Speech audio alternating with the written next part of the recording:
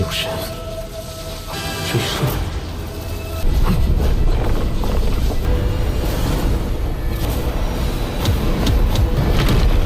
30通关，而造神者不大。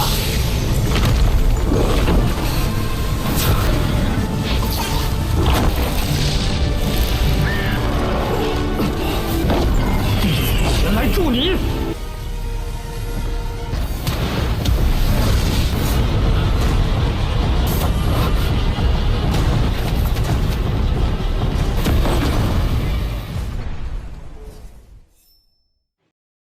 Halo guys, welcome back to Kobe Movie. Dan hari Jumat nih bos. Ini kan hari yang kalian tunggu-tunggu. Yes, Babang Shahou.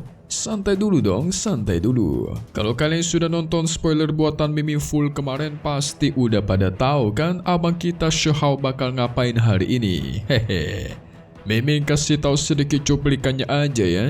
Jadi guys, di episode 150 Wami Shichi, kita semua bakal melihat Shahou bersama sang guru Qi Taolin itu berfokus membuka peti mati 3 dunia yang terkenal sangat kuat. Mereka ingin mengungkap misteri yang ada di dalamnya. Tetapi ketika peti itu terbuka, muncullah sosok-sosok dewa misterius yang tak siapa mereka guys. Mereka semua gak kelihatan mukanya pula. Nah, apakah bakal terungkap di episode kali ini? So, maka dari itu kita review sedikit dulu buat part kemarin biar nyambung ya guys. Dimana kita semua sudah melihat Qi Taolin turun tangan melindungi muridnya Shahou dari serangan Dewa Surgawi Qixia. Karena Lord Taolin itu terlalu kuat, pelindung Tao pun turun tangan untuk melawannya. Tetapi sama aja semua itu sia-sia saja ketika Taolin menggunakan kekuatan 8 langit 9 surgawinya guys. Hehe, mantap. Si pelindung Tao dibuat kabur terbirit-birit. Lantas apakah yang bakal Shahou dan gurunya lakukan setelah ini? So maka dari itu kita masuk ke intro ya guysku. Hehehe. 3000州天才大战就快开。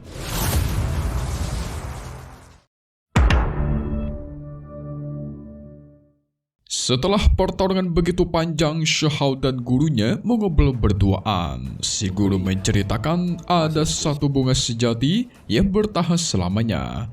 Mau itu era kuno hancur ataupun era abadi hancur, bunga itu tetap mekar dan layu sudah sebanyak 3000 kali. Tetapi katanya setelah bunga ini layu, dipastikan bakal menjadi akhir dari dunia mereka guys.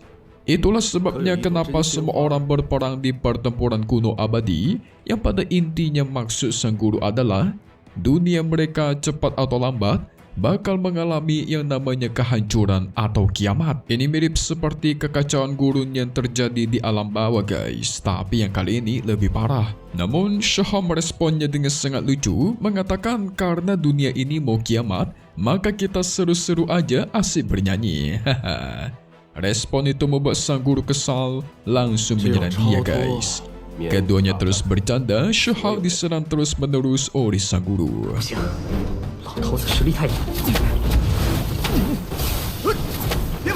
Di sini Shahou sadar, gurunya udah menahan diri tetapi tetap saja dia tidak mampu. Sehingga dia memohon agar berhenti dan mengatakan kalau dirinya sudah menemukan sebuah hal yang namanya peti mati 3 dunia yang dicari-cari oleh gurunya Qi Taolin di masa lalu.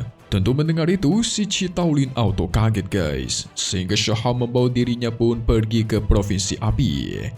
我曾见过你口中无上老人，住手！我告诉你个消息，纵然手下留情，我也扛不住。 Di sana mereka langsung bertemu dengan api hitam putih yang dipercaya sebagai api kekacauan. Tetapi Qi Taolin tahu kalau ini bukanlah api kekacauan, melainkan api lain yang belum mereka ketahui asal-usulnya guys. Qi Taolin mencoba mengecek api tersebut, tetapi si api memancarkan kekuatan yang luar biasa. Menyadari kalau ini bahaya, mereka berdua pun kabur dari sana. Satu-satunya diincar adalah Shahou dan Tua. Shahou dibuat masuk ke bawah alam sadarnya dan melihat ada sebuah pohon yang mirip dengan Dewi Willow. Apa? Bukan cuma itu, Ada juga teknik Willow dan Kunpeng guys. Sepertinya api ini mencoba berkomunikasi dengan Shihao dengan cara meniru teknik-teknik tertinggi yang Shihao pelajari. Bisa dibilang api ini mirip seperti cermin. 更像柳神，追射。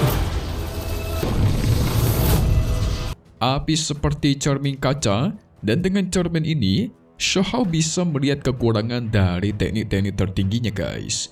Sehingga kalau dipikir-fikir, dia latihan dibantu oleh kemampuan cermin api ini, maka Shihao bisa menyempurnakan metode-metode terkuatnya dan melancarkan kekuatan maksimal dari metode tersebut. Wah, ini api berguna banget nih guys. Sangat berguna untuk meningkatkan metode kekuatan. Tetapi tiba-tiba sang api menghilang dan muncullah peti mati 3 dunia yang dicari-cari oleh gurunya Qi Taolin.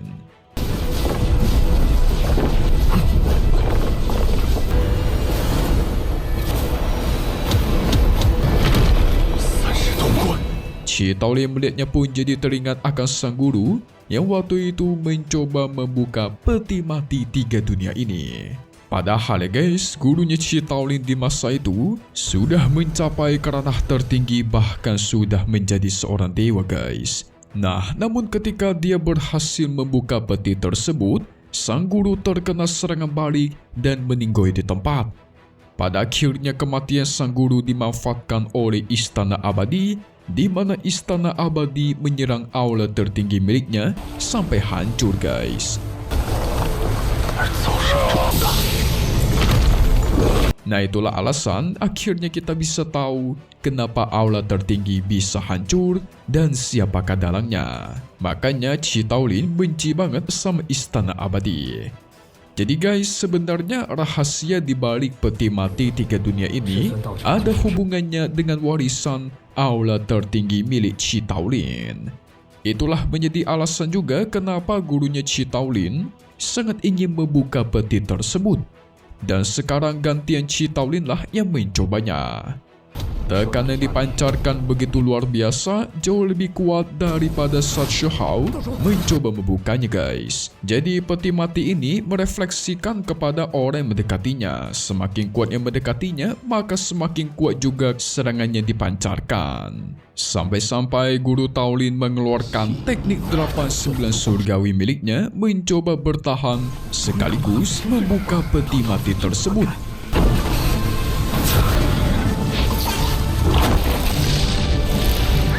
Shihao ingin membantu. Dia melihat gurunya yang begitu tertekan sampai muntah darah guys. Dia tidak tega. Tetapi Qi Taolin tidak mau. Dia terus memaksakan diri mencoba membuka peti mati tersebut. Usaha begitu keras dan akhirnya tuar.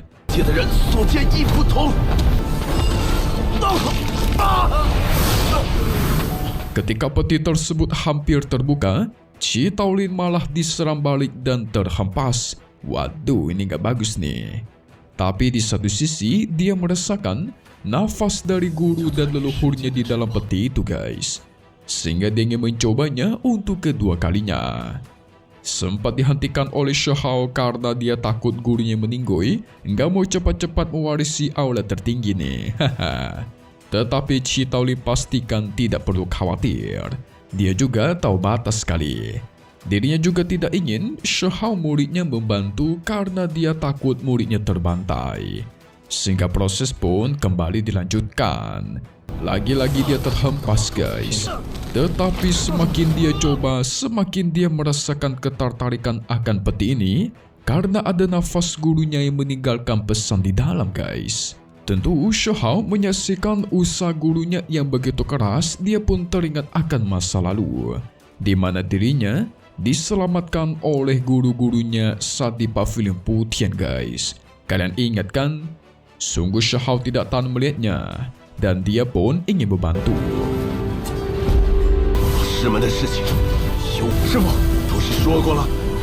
Pada akhirnya Shihao memberanikan diri. Dia maju langsung mengeluarkan semua metode terkuatnya membantu sang guru. Guru dan murid saling membantu, itulah hubungan yang paling ideal.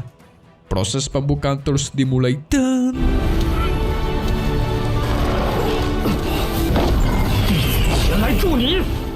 Baru kebuka 1/4 guys. Mereka dihempaskan lagi. Tetapi dari 1/sekian detik pembukaan peti itu, Chi Taolin mendengar suara gurunya dengan nada yang sangat ketakutan, di mana gurunya mengatakan, "Mereka sudah datang, mereka sudah datang." Siapakah itu atau apakah itu? Pesan ini sungguh penting. Bahkan gurunya Chi Taolin di masa itu yang seorang dewa pun sampai ketakutan kan? Tetapi tiba-tiba peti itu terbuka dan muncul sosok botak dari dalam guys. Ini merupakan biksu dari era abadi kuno. Konon katanya di era kuno ini, metode biksu kuno merupakan salah satu metode tertinggi guys. Tetapi ternyata bukan cuma si biksu kuno dong.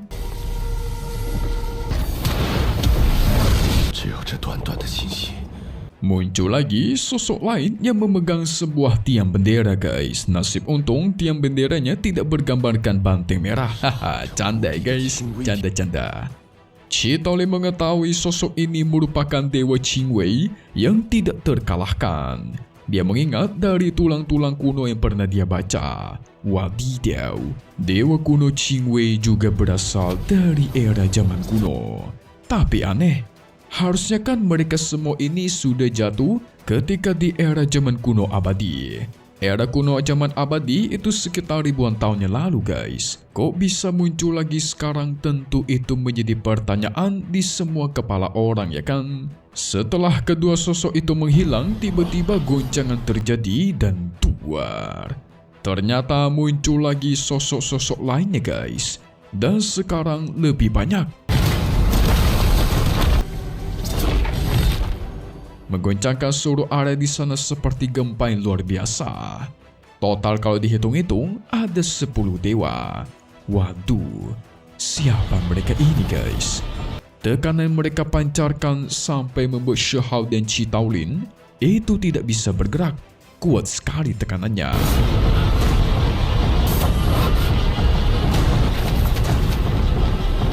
Tetapi ke-10 sosok dewa ini langsung terbang dan pergi entah kemana.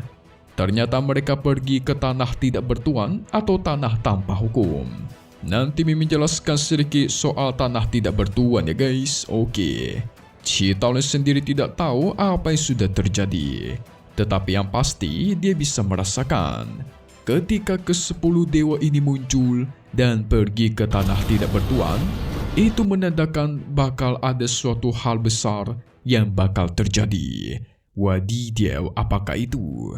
Tapi masalah terbesarnya, hal besar yang bakal terjadi itu entahkah bencana ataukah harapan guys. Entah baik ataukah buruk. Ini sungguh membingungkan. Namun tiba-tiba di sana terjadi gempa besar untuk kedua kalinya, dan dari peti mati 3 dunia tersebut menciptakan ledakan yang luar biasa besar.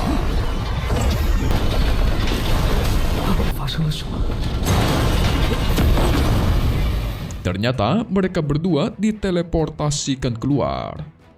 Karena sudah seperti ini, Chi Taolin harus keluar mencari tahu apa yang bakal terjadi. Dia harus berkeliling-keliling mencari informasi guys. Sehingga dia menyuruh Shihao untuk kembali duluan ke aula tertinggi. Singkat cerita, Shihao yang kembali ke aulanya, dia melihat ada 3 sosok yang dia kenal. Ada si gendut, si kelinci, dan Kong Cui temannya guys, yang waktu itu sama si Dewa Merah. Wah. Ini bertiga kok tiba-tiba muncul ya. Oh iya, Mimin kamu jelasin soal tanah yang tidak bertuan tadi. Ini sepengetahuan Mimin ya, Mimin agak lupa-lupa soalnya. Jadi guys, di dunia Shihao ini ada sebuah tanah tidak bertuan yang katanya berbahaya, paling berbahaya malah. Nah, katanya sih di sana itu penuh akan bahaya yang belum pernah dijelajahi oleh semua orang. Karena nggak ada satupun orang yang bisa menjelajahi sepenuhnya guys. Paling sekian persen aja para manusia atau para dewa berhasil menjelajahinya. Dan setahu Mimin, Dewi Willow itu pernah pergi ke sana dan dia selamat.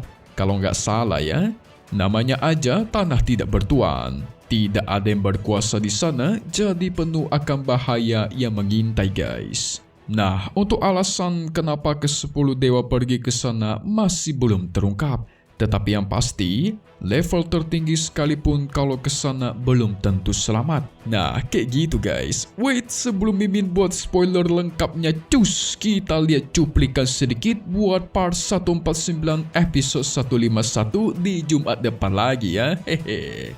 Ini bakal seru sih. Karena nanti tubuh utama Ye Chan bersama Ti Chong itu datang ke Akademi Tianxian. Mau ngapain guys? Mereka menghampiri Qing Yi yang tidak lain adalah tubuh keduanya Ye Chan. Nah, dari sini harusnya kalian sudah ngerti kenapa lah ya. Mimi memprediksikan pasti tubuh keduanya itu udah ketahuan sama tubuh utama Ye Chan sehingga mereka mau menangkap si Qing Yi. Tetapi Shaha muncul dengan begitu gagah. Dia sempat menggoda-goda Ye Chan dengan memegang tubuh Ye Chan kedua. Kan kita tahu guys, kalau semisal tubuh kedua itu dipegang, otomatis tubuh utama juga merasakan hal yang sama. Hehehe. Abang Syahau kita satu ini, sekali dayung dua pulau terlampaui. Sekali pegang, dua wanita terpegangi guys. Kacau, kacau. Haha. Tapi Ti Chong tidak senang, dia langsung mengeluarkan kekuatannya untuk melawan Syahau dan terjadilah pertarungan sengit di antara mereka. Seseru apakah pertarungan mereka, kita bakal mengetahuinya lagi di minggu depan atau di spoiler full buatan Mimin nanti ya, kalian tunggu saja. Oke kalau gitu, seperti biasa update lagi nanti untuk part 149 episode 151-nya, yes. Kalian tunggu-tunggu di hari Jumat ya guys, seperti biasa di sore hari siang hari. Satu hal yang pasti, cuman di sini, Kobe Movie. Thank you buat kalian semua nonton dan selalu support channel Mimin. Semoga kalian semua sehat selalu ya. Mimin pamit undur diri dulu. Kita bakal ketemu lagi di video-video selanjutnya. Oke kalau gitu, see you guys.